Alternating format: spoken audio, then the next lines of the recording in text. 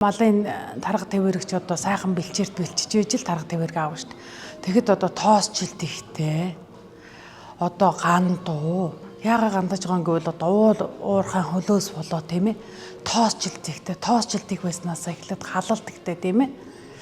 Тиймээс болоод одоо малчин хоёр хэцүү болоод байгаа. Тэгээд энэ Өмнөхөн аймгийн одоо Хөрмөн сум дээрээс Номгон сум ингээд хоёр хилийн голд амьдраад байгаа юм л та. За зүүн баруун хоёр хил нь болохоор бол хариуцлагын уул уурхай гэх юм одоо ямар ч хөгжил байхгүй болсон. Маш их бараа бүтээгдэхүүн гадагш нь бол экспортлсон.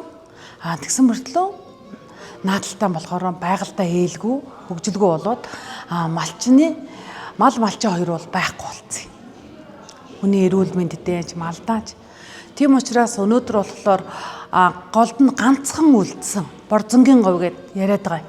Тэр Борзонгийн говь чи юу байгаа юм бэ гэхээр 33 хөхтөн амьтан 88 эмийн ургамал байгаа.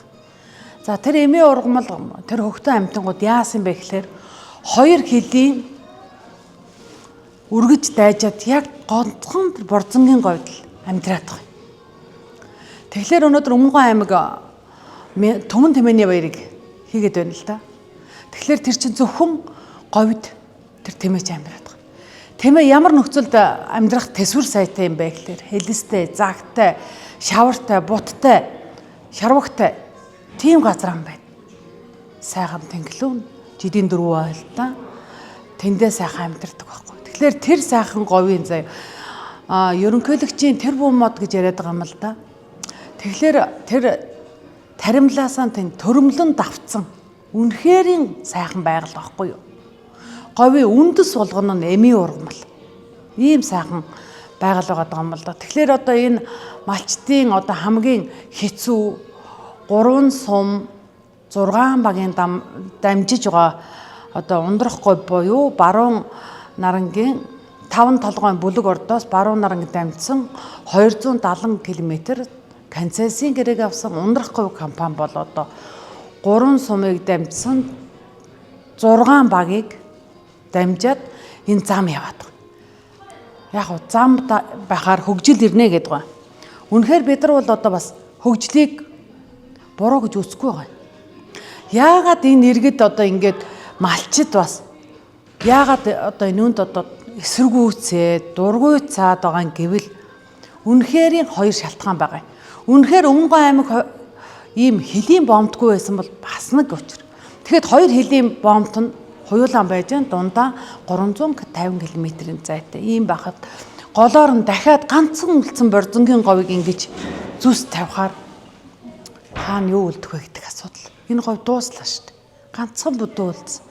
Тийм учраас одоо ганцхан бүдүү үлдсэн энэ Борзонгийн говь буюу цагаан дил уулаар бомт нийлэхгүй. За үнэхээр энэ ард иргэдэд ээлтэй бомт болох юм уу гэхээр мөн л адилхан нүүрсний бомт болох юм. Нүүрс экспорт. Тэгэхээр одоо ингээд хоёр талдаа ингээд нүүрс гарч иж энэ ганц голдон байгаа нь одоо бас аялал жуулчлалын ч юм уу ард иргэдээ ээлтэй тийм ээ хаа байгаа замын үд ирэнээр дамжиж барилгын материал орж ирдгүү тийм ээ иргэдээ ээлтэй газар тариалангийн зориулттай ингээд орж ирдэг байх юм бол бас нэг өөр хэрэг тийм ээ мөн л адилхан нүүрс. Тэгэхээр говийн малчид мал уужуу тайван байдаг учраас мөн адилхан одоо энэ хоёр хилд заяа Эрдэнэт хүмүүний ам хичнээн эрсдэж байгаа лээ тийм ээ хэдэн 100 мянган мал дайрагдаж өнгөрч байгаа шүү дээ. Тэгэх юм бол говь нутгийн мал мөн адилхан хизээч магадгүй ингээл одоо тэр эрчимтэй одоо нүүрс ингээл хоёр зам ингээл хоорондоо ингээл зөрж явах юм бол хичнээн мал дайрагдах тийм ээ.